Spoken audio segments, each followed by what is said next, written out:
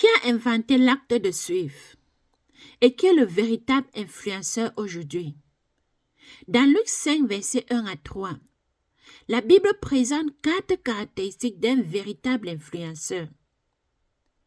Premièrement, dans 5:1a, il est écrit: Jésus se tenait au bord du lac de Génézareth.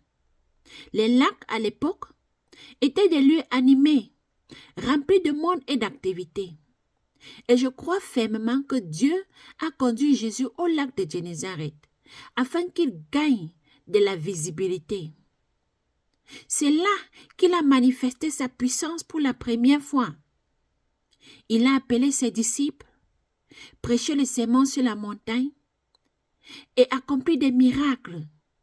Et c'est de là aussi que les gens ont commencé à le suivre. Pour nous aujourd'hui, Génézareth peut être nos familles, nos marchés, nos écoles, nos communautés, tout lieu où nous rencontrons des personnes et les servons. Mais comme le monde est désormais digitalisé, les lieux physiques montrent davantage leurs limites. Et par conséquent, les plateformes numériques deviennent nos Génézareth virtuels. Donc, l'influence commence par une localisation. Et aujourd'hui, cette localisation peut être virtuelle.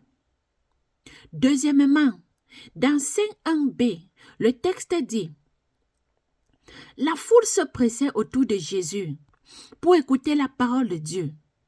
Mais remarquez ceci, tous ceux qui écoutaient ne sont pas devenus disciples. Et cela nous enseigne que la foule ne garantit pas l'influence. Même en ligne, nous pouvons avoir des gens qui nous suivent. Mais la vraie question est, qui écoute vraiment? Qui s'identifie à nous? Et comme Jésus, un influenceur doit donc savoir repérer son audience et la gagner. Troisièmement, dans 5 versets 2 à 3a, il est écrit: Jésus vit 2 barques et il monta dans celle de Simon. Cette barque devint sa chair, sa plateforme pour atteindre la foule. Aujourd'hui, nos barques sont nos pages sur les réseaux sociaux. Ce sont des espaces où nous pouvons nous rendre visibles, étendre notre portée et servir les autres partout dans le monde. Donc la troisième vérité est ceci: un influenceur utilise sa plateforme pour servir. Quatrièmement, dans 5:3b, le texte dit: Jésus s'assit et enseigna. Avant Jésus, j'ai remarqué, il y avait beaucoup d'enseignants de la loi.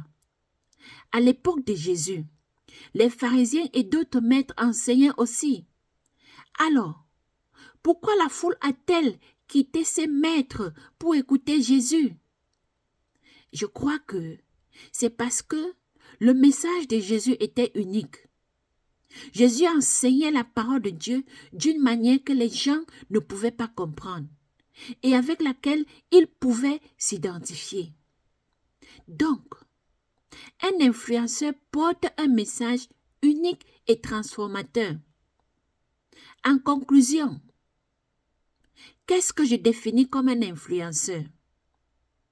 Un influenceur, c'est quelqu'un qui a une localisation, même virtuelle, comme Facebook, YouTube, TikTok, Instagram et autres. Un influenceur a une audience, une plateforme et un message transformateur. Je vous laisse donc avec cette question. Êtes-vous un influenceur? Qui est votre audience? Et quel service rendez-vous? Si vous voulez en savoir plus, suivez-moi dans la prochaine discussion où je vais me focaliser sur l'audience elle-même.